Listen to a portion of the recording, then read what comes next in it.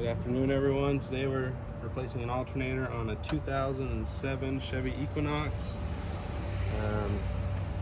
Looks like you can see everything I'll be doing. We'll go ahead and get started. First and foremost, working on the electronics, you want to make sure that you disconnect the battery. You just have to pop this little plastic clip up.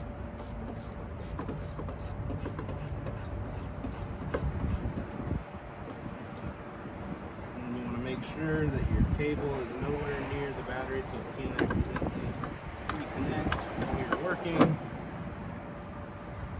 Alright. Next, what we're going to do is go ahead and get this cover off. So disconnect your EGR valve connector. You're going to unscrew your oil filler, and then it just pops up from. Oh, sorry, you have to unscrew it completely, I guess. There we go. Now it comes right up. Some clips in the back. Pull those up. Then you can screw your oil cap back in place for the time being. Alright, we're going to want to remove this air box, get it out of our way. So disconnect your MAP sensor. I want to disconnect, looks like probably PCB. Disconnect your electronic throttle control.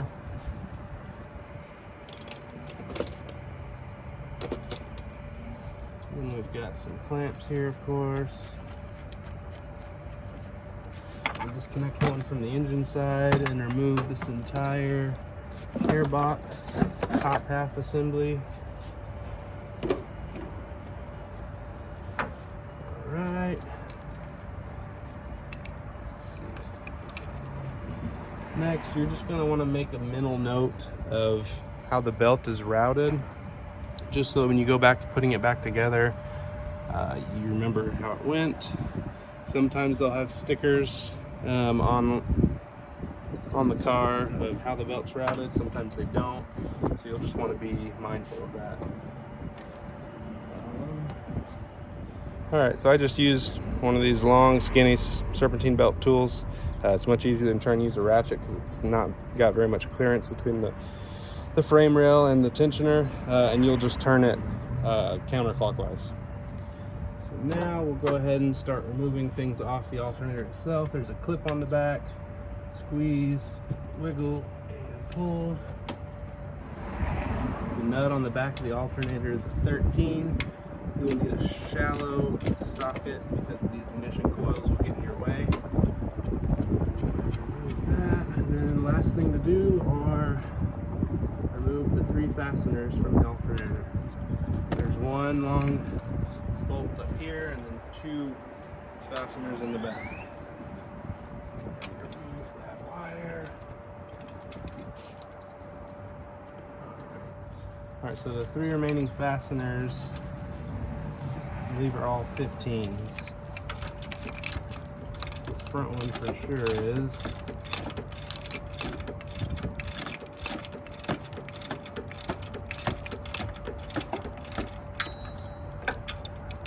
Might be easier with the ratchet guys. Just try this one.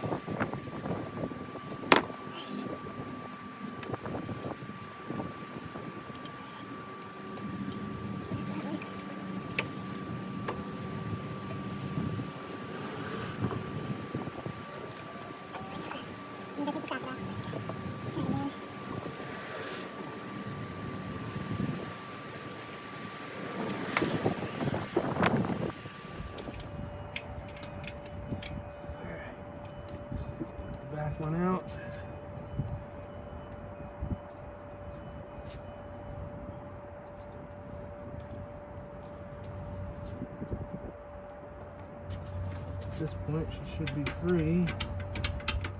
All right, so I just moved this clip back, pulled this out. Hopefully that will give us some more room to work with this alternator to get it out. And it looks like I did it.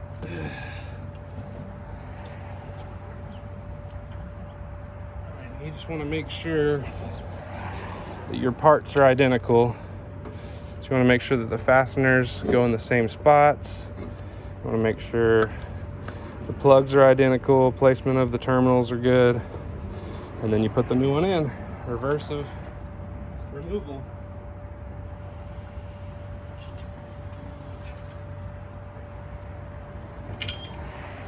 So like I said, remember to make sure you put your top left fastener in before you put the alternator back down, because it will not come out while it's in there.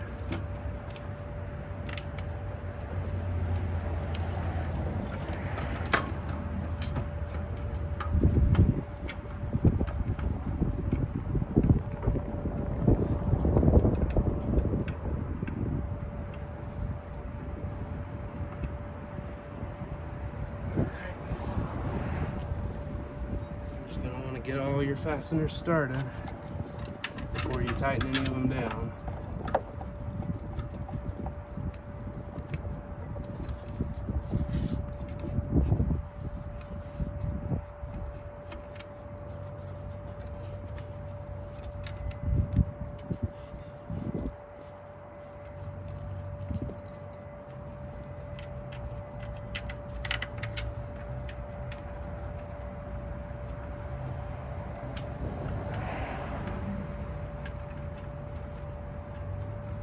All right, I'll get these tightened down, get these connections back on, and then I'll turn you guys back on. All right, everyone, I got all the fasteners in, got the belt back on with that belt tensioner tool. Now I'm just gonna reassemble everything real quick and start her up, make sure she's charging. So we'll turn this back down, put that back in place, remove all these wires out of our way. Air filter box back in.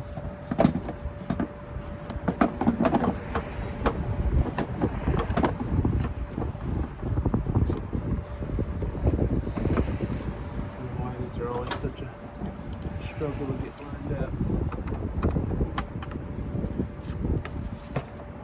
Back on. Put your little clips back up. Hook your PCB back on. Airflow sensor, connect it back. There's a security lock on the underside. Make sure you push that in, just like this. This is a little plastic security lock. So you want to make sure you hear the click. Push the security lock back in. All that's back. Now we're going to put our other cover back on. So make sure you can see. Looks like you can see. Take the oil filler tube back out. Make sure your EGR comes back up through, and just line up your little clips. Make sure they snap down. Your EGR back up. You should hear it click. Oil filler back in, tighten down, and then lastly, you're just going to want to reconnect your battery.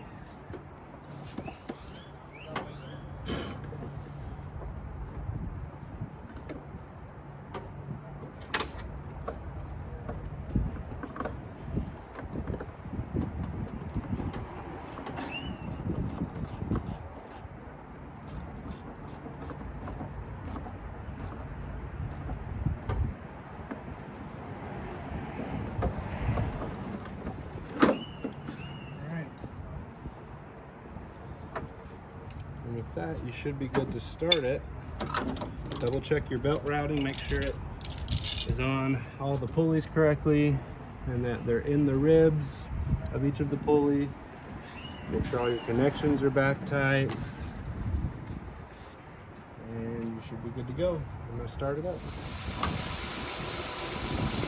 All right, she's running. The last thing I'll do,